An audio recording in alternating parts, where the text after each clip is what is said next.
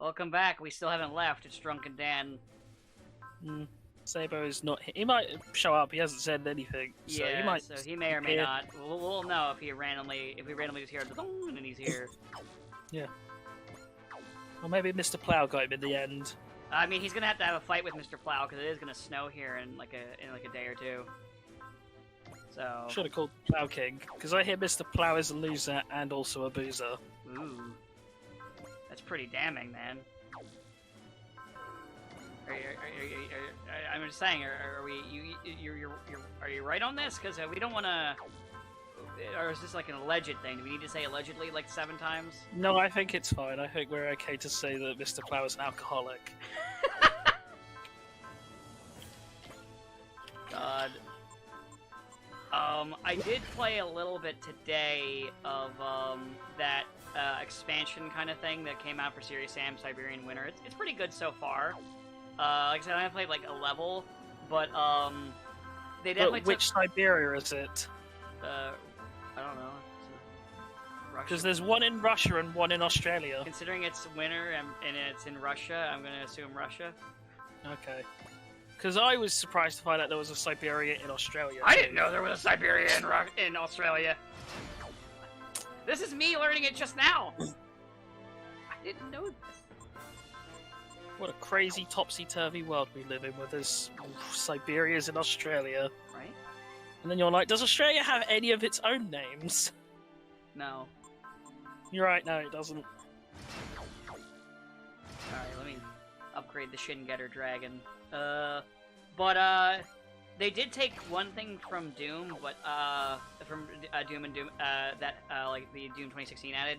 You know how they would have those, fight arenas where they have, like, bounce pads and shit all over the place?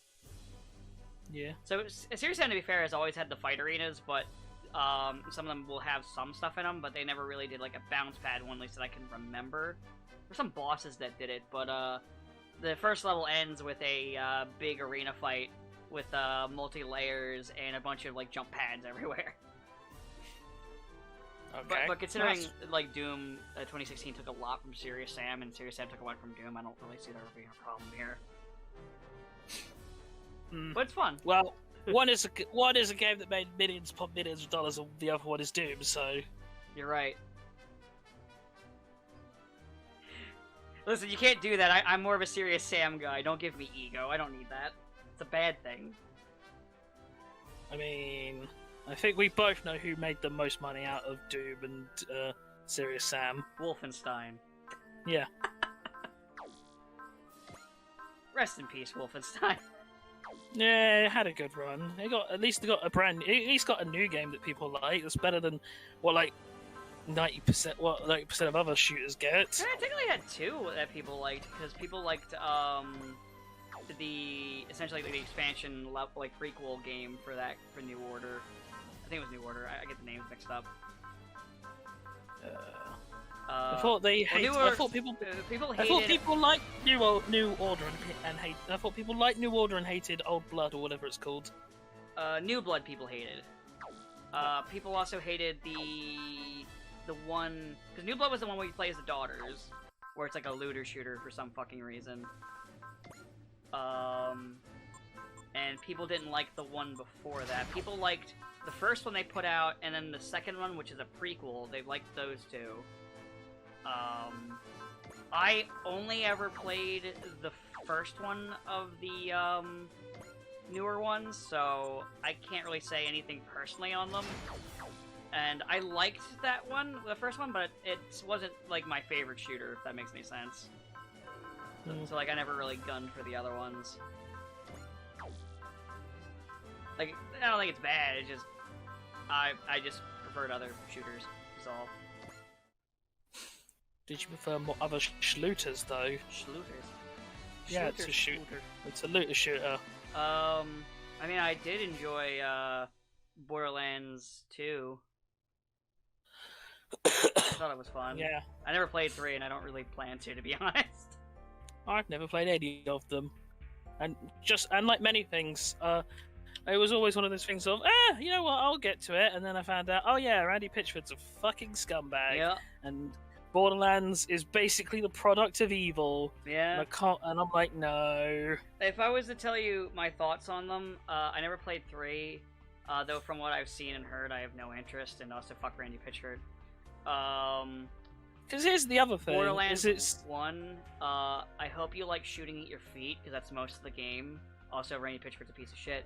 Borderlands 2 is pretty good. I do like it overall. It's not, say, the best shooter around. It's a lot of fun, especially if you have friends. Randy Pitchford's a piece of shit. And then the pre-sequel is a pretty decent game, and Randy Pitchford's a piece of shit. What about Tales from the Borderlands? I never played that. It's not a shooter. No. I don't really care for the Telltale formula, and it was a Telltale formula game, so I didn't. Well, no, clearly not. Clearly, not enough people do, because they are dead. They are fucking dead. Turns out if you spend all of your time just basically spending all of your money buying licenses for games that can't possibly turn a profit, you hope and pray that one of them is another major smash hit success, like genre-breaking smash hit success like The Walking Dead. It's a bad idea. Insert joke about Arc System Works here. To be fair, Arc Sys seems to at least like.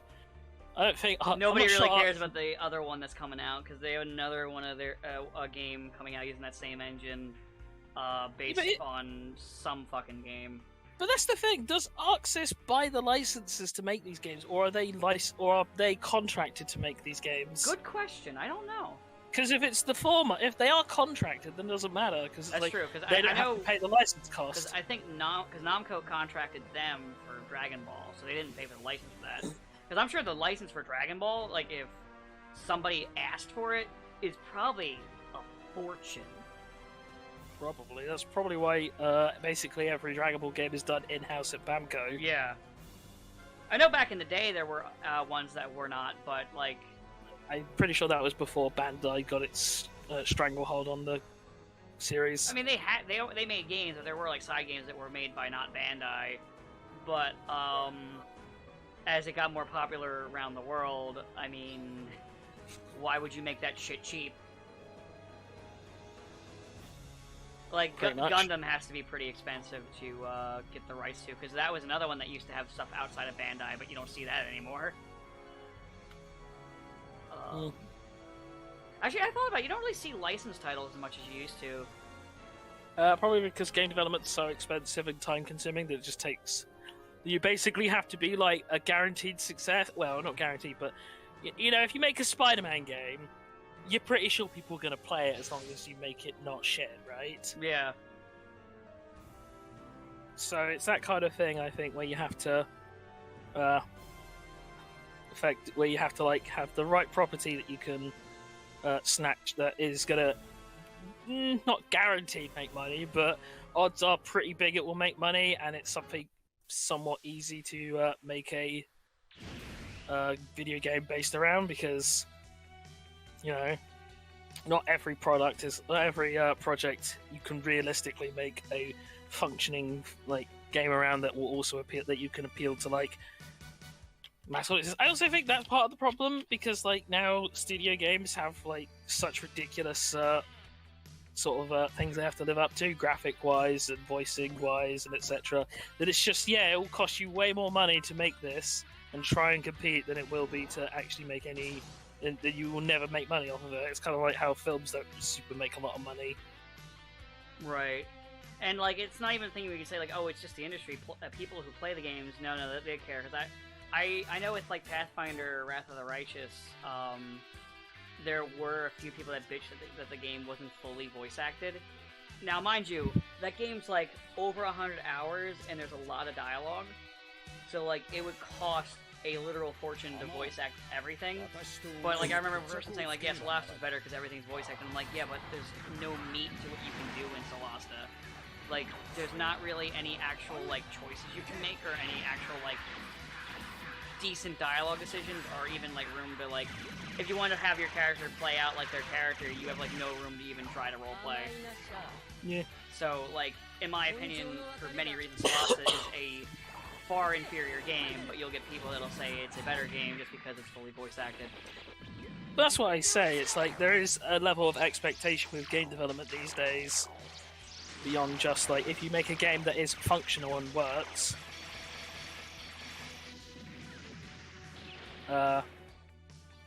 Like nowadays, like yeah, it's like you have so much stuff that you have to like work around and work with. It's like yeah, it's game development is super costly. Yeah. And as I said, like because nowadays, because people are so obsessed with like graphics and stuff like that, and People are so features. obsessed with like visual fidelity. Like hell, actually, like some people that whine about like Serious Sam is the fact that it's not as good looking as Doom when Serious Sam is literally made by like 40 guys in fucking Croatia. Yeah, and it's that kind of problem where you can get away with it with like titles like Serious Sam, where you have dedicated like fan bases. People like me who are like, it's 40 people, shut the fuck up.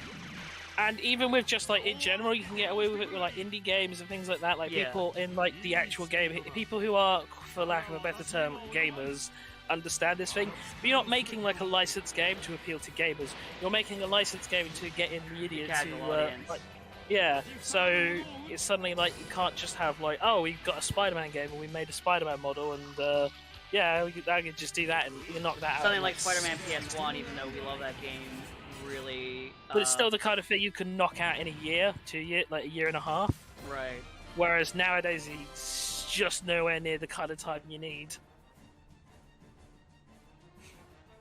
But yeah, it's despite what some people say, unfortunately, the casual market is definitely all in on that stuff. So we're like that's dumb. A lot of the big money is there, which is probably actually why I more nowadays, in terms of my like game purchases, definitely is more in.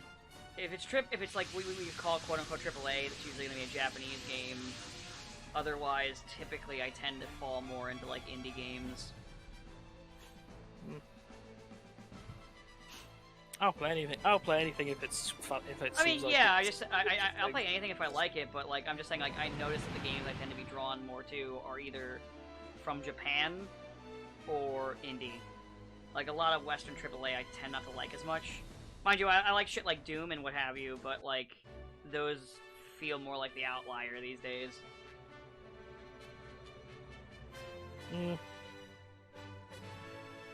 Well, as all of the Western gaming scene becomes absorbed into the evil faceless corporation that is Microsoft, and so many of those teams will go on to do exactly what so many teams under Microsoft leadership have done in the past.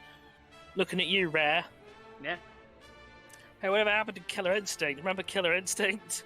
In fact, the most recent rumor I've heard about Killer Instinct is that they're going to have a Japanese studio make the game. So, yeah. Mind you, I am that weird guy when it comes to Rare. But I mean, yeah, it sucks what they're doing, but I'm just going to be a smart ass for a second. I'm that guy when it comes to Rare. I'm like, yeah, Rare. I love their games. All like one or two of the games that they've made that I actually think are good. I mean, you might not like them, but you can't deny that they definitely have like lasting appeal to an entire generation of people. So you can understand why I don't know. Nobody plays banjo. No, you are right though. Why people would be upset that a company that has otherwise had a string of successes has been reduced to non-existence. Yeah, no, it's completely stupid. And Microsoft also, like, I still remember that cancellation of that Platinum game, which they canceled just because they thought they had too many games, which makes no goddamn sense.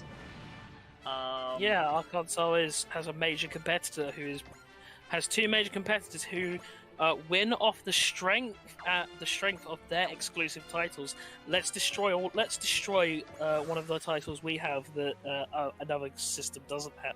It's like, yeah, I'm not gonna say Scalebound is like something I was like super looking forward to, but it's like, yeah, if you have like Scalebound is at least something that people can latch onto and go, that is a game. People will. I'm looking forward to that. Like, it wasn't like my thing either, but like, it would be like, so like, I know I constantly bitch about Souls game, but like, it would be incredibly stupid. Like, this is, I'm moving away from the meme for a second.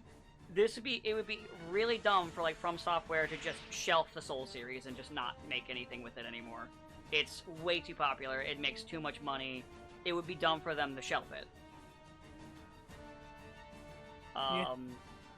Like, so what Microsoft did there is stupid, including like what they shelved of like Rare's titles, because like, yeah, I may be poking fun at Banjo-Kazooie, but to be fair, its fall into obscurity isn't really Banjo-Kazooie's fault, it's Microsoft's fault.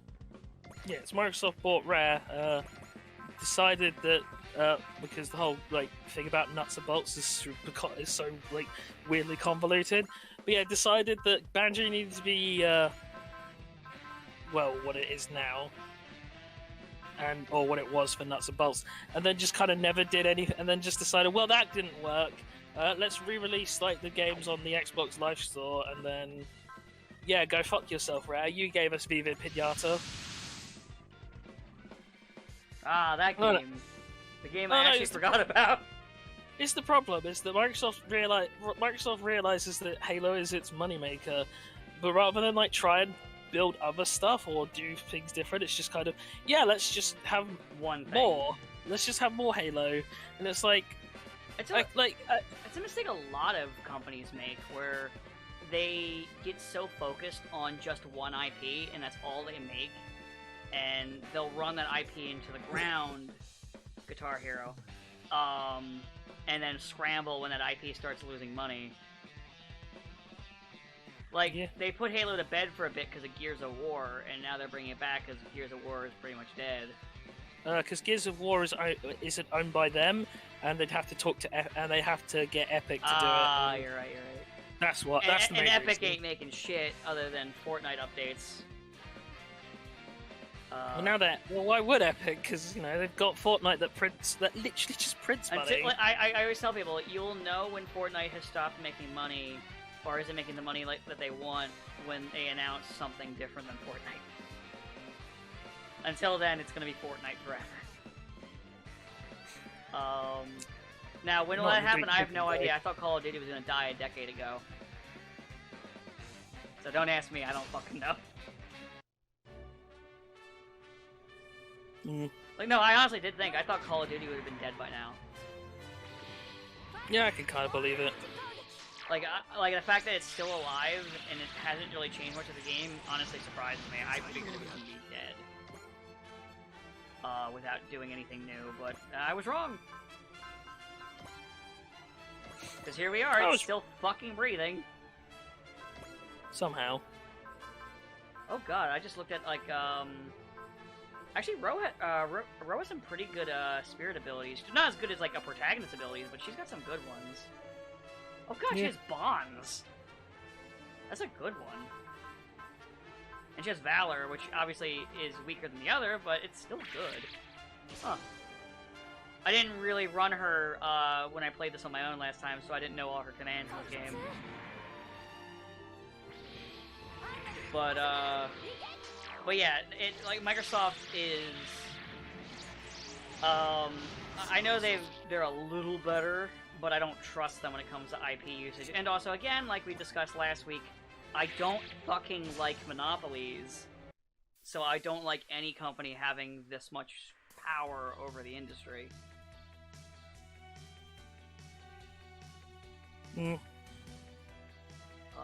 I am very anti-monopoly, so yeah, I don't think either of our opinions on that have softened for any dumb reason. But this is the kind of thing, is that historically, though, it's still, you know, like I said, Microsoft is, even still now, it's like, you're not finding a whole lot of stuff that is really like Xbox PC exclusive. And I know people say, oh yeah, but ZeniMax and Activision Blizzard, and it's like, yeah, but see, here's the thing about sort of Activision Blizzard. So obviously you have like the Call of Duty and stuff, but yeah, then Call of Duty's biggest is now competing with Halo, which is a bit weird. To then have like, they're both under the same branch now. Yeah, it's proper Ubisoft levels of why are you fighting yourself? Of you release an open world like action RPG game within like the space within the time frame of another open world action RPG game that you guys have just developed. Like pretty much all Ubisoft makes, that Rainbow Six Siege. Yeah, but as I said, the problem is they release them all like close to each other. So then it's like you're only competing with yourself here, guys. Yeah, no, it's dumb. It's very dumb. But they still fucking do it. Why? Well, Lord if I know. I don't even think the Lord would know. But, yeah, but yeah, honestly, I didn't really think about it until you put it into words. Like, yeah, they own Halo and fucking Call of Duty, which are two of the biggest shooters out there. And Doom, they own Doom too. Remember, Yeah, they own it. like I said, yeah, that's the like I said, that's the problem. They now have a lot of IPs that They are all own gonna. fucking, because they also bought, in terms of like smaller studios, they bought Obsidian, so they own fucking Outer Worlds. They bought the studio that made the Wasteland game, so they own Wasteland. Like, I knew it was a lot, but like it's that thing where it's kind of like staggering me right now, like just like So as I'm it's listing it off. it's worth pointing out then, Outer Wilds and Wasteland basically don't exist. Probably won't exist now ever again. There's gonna be like Because one more Outer why World would- game, and yeah, that's but- about it. Yeah, the one that was already minute, but after that, why release it? Why not just release Fallout?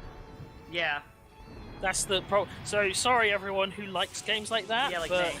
yeah, why would you release? Like, if you have it's like if you have Spider-Man, you own Spider-Man. Why would you release like a fucking tarantula movie? Now, like, Wasteland, I can at least see because it's a different genre of game, but, like, that depends on how much they give a shit about making a top-down tactics RPG, which I got a feeling probably isn't a very high chance. Probably not. But I mean, I could be wrong, but I don't trust Microsoft enough to be confident in that. Mind you, I think Wasteland 3, if I don't get another one, I'm okay with it because Wasteland 3 is a good ending to the series for me. I mean, it's not like it's like, oh, this is a definitive lockdown like thing. Like, you could still do more in that setting, but like, it was a really good game. And if you were to say this is your last one, I'd be like, yeah, it's fine. I'd rather end it, have it end strong than stagger out the door. And it's not like a cliffhanger ending sort of thing, like say like two of my favorite Mega Man games, the ZX series and Legend series. So I don't have that like hunger where I would like another one. But then it's like you even think, like Sabo said last week, of people going, "Oh, but we want it because because Microsoft's going to clear out the horrible people from these companies." It's like, oh no, they've not touched anyone in Bethesda as far as I'm aware. To my knowledge, nobody in Bethesda has. They have actually stated, I did look up later, or I did learn later, they did state that they will be getting rid of Pitchford. But that's just one piece of... Isn't that mostly because Pitchford's main thing is that he privately owned He's the CEO, I know that much. Gearbox. But I don't even think Gearbox is a publicly traded company. I've heard it was privately owned. That was part of the problem. Activision. Not Pitchford. What's his name? Not Pitchford. I mean Bobby Kotick. Bobby Kotick. They're all shitheads. So Yeah. They're getting rid of him like a year later. I'm not. Well, that's because that's the way like the fucking deals work when it comes to buying companies. By which point he can make a fuckload. Oh, of money. he's gonna get one hell of a severance package. His severance. Someone actually like figured out what his severance package would be. It's insane. He's gonna make a fuck ton of money before he goes out the door. Which is disgusting, if I'm gonna be blunt. I'm getting Hamon in the ship too. And, it sucks. That's really all I can say on that, because it's shit.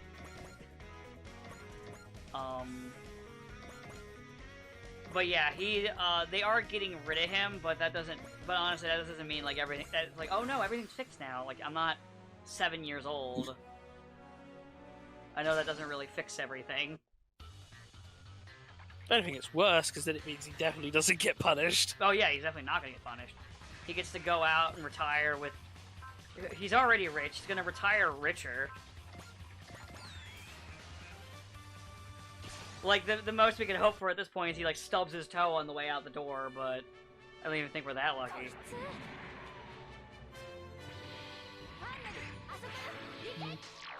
But yeah, so, like, I am not... we're like I was reading, but yeah, we're not really in the crew of being like, this is so great, it fixes all the problems, except for it doesn't fix anything. Nothing is fixed. It's like when Disney bought Star Wars and everyone was like, well, this means Star Wars is fixed forever. And then it wasn't. Who knew? I did. I knew. I mean, I did too, but... I mean, I was hopeful with Force Awakens, because I was like, yeah, it's basically the same movie, but maybe the next one, and then the next one, and I was that's where I was. I was like, this is an alright movie. This is a good start. I like this. It always makes me think of the Sergio Leone Akira Kurosawa exchange. Have you ever heard about that? No. So Akira Kurosawa, upon seeing Sergio Leone's dollars, or I think it was a fistful of dollars. Yes. He sent. No, I know he did it. I couldn't remember which of the ones it was, but he sent Sergio Leone a letter that said, "Ah, yes, sir, it was a good movie. Shame it was my movie." You're not wrong. He's not wrong. There's literally they are just like, well, you say remakes, blatant fucking plagiarism. Yes.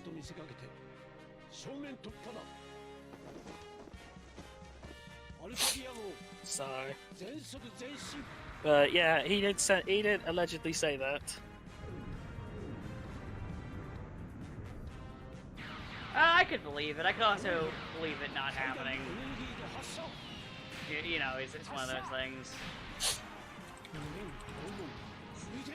It's especially when it gets older, it can get harder to figure out if they actually did do that or not.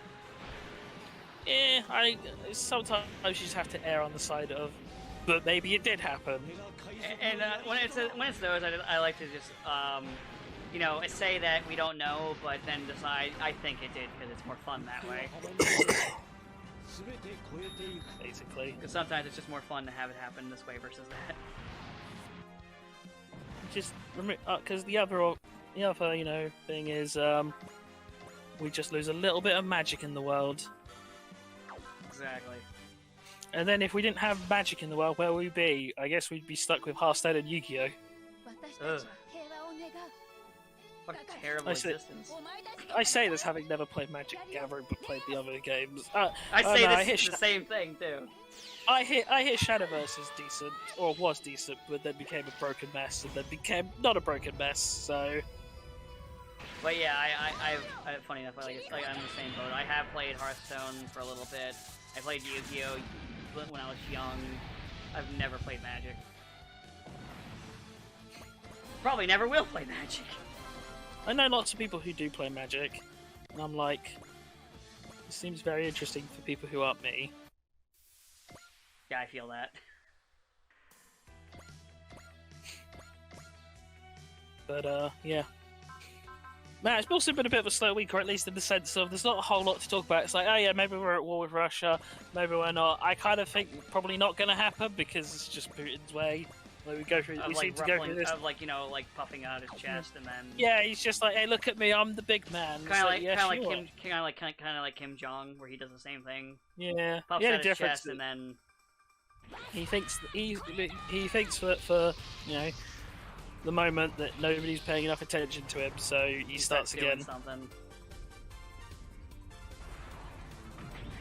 Where Putin is more of like just every now and then he starts feeling a little down and wants to overcompensate.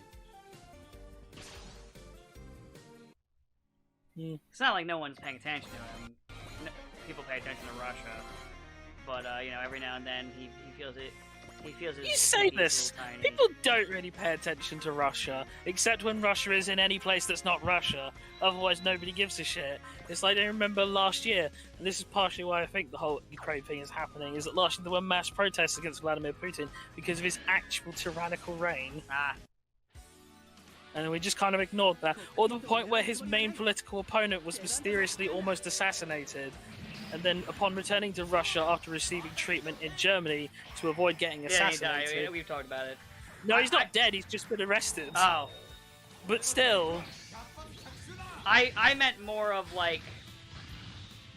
when it comes to like him trying puffing out his chest for with other big countries, is what I mean.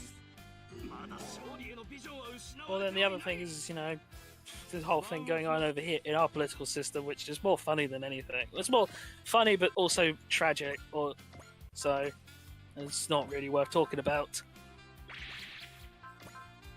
What the hell?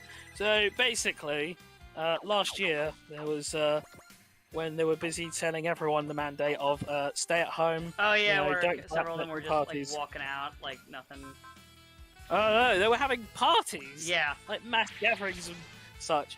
And it's like, yeah, it's a bit shitty that you tell people no, you've got to suffer. And it's like it keeps being a massive thing. And I'm like, on the one hand, I'm glad there's some level of accountability, but on the other hand, I'm kind of pissed off that like that accountability is for something so trivial, despite the actual fraud and such that's been committed. Right. I think what it comes down to be honest, why they're doing it, despite putting the mandates, is because they're like, only the poor will get that, not us, the elite. Oh no, they just don't care. It's even giving them even more credit than I think that they would probably deserve, because I don't think they even bothered to think that other people. They literally just did not consider the possibility that this is mildly hypocritical. I don't think hypocritical is the issue with them. I think it's more of I think also there's that, but I don't think they really care because they're politicians. I mean, I the real problem, honestly didn't think they would get it. The real problem is there are so many people I have met. They're like, I won't get that, and then they get it. Well, the real possibility, it's not even think it's that. It's the real issue. I think is the fact that a number of these that just no matter what people seem to do, if they're in position, if they're like in a good enough position in government or whatever, then yeah, they just feel as if they are not going to get touched no matter what they do. Yep. And to an extent, it's kind of true. They don't get touched, or oh yeah, if you have enough money or political influence, you're not going to get touched. I mean, hell, like even here in the States, like football or even like baseball players that are like still playing and are popular, they can get away with anything pretty much. It's only when they stop playing that they can now get arrested. Looking at you, OJ.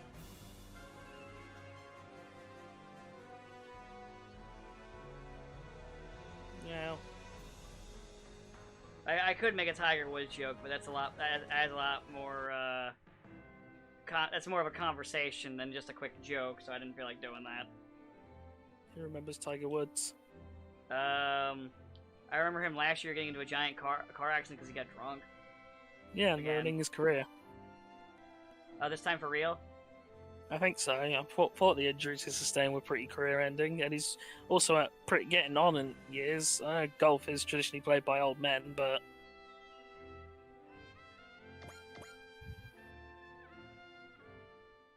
so we now have Haman, and then Haman and the two simps. I don't even feel like remembering their names. I mean, her entire army is simps, let's be honest. Well, I mean, there's the simp for Quest, and then the simp for her, and also Fa. Like I said, her entire army is simps. Girl boss, gatekeep, gaslight.